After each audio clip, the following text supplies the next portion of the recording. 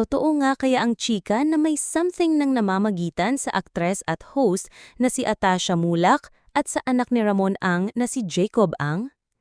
Yan ang tanong ng mga supporters ni Atasha matapos mapansin ang pag-share ni Jacob o kilala rin sa tawag na Jake sa social media last June 15, 2025 ang trailer ng Viva One series ng dalaga na Bab Genius. Mapapansing naka-follow sa isa't isa sina Atasha at Jacob sa Instagram. Ni-repost ng ilang netizens sa TikTok ang Instagram story ni Jacob na kanilang na-screenshot. Sa caption ng uploader ng tanong ito kung si Jacob ba ang sinasabing rumored boyfriend ni Atasha. In fairness, kilig-kiligan naman ng mga fans ng anak ni Aga Mulak at Charlene Gonzalez at nagsabi pang approve na approve sa kanila sakaling mang totoong magjowa na ang dalawa.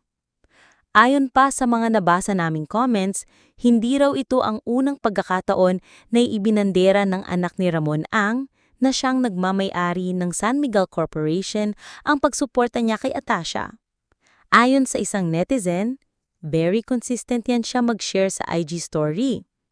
May kumalat din daw na video kung saan makikita si Jacob na present sa isang event ni Atasha para sa promo ng Bad Genius.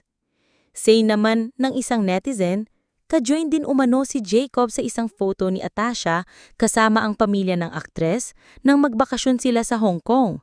Mismong si Aga pa raw ang nag-post ng naturang picture sa social media pero ang plot twist, binura raw agad ito ng award-winning actor.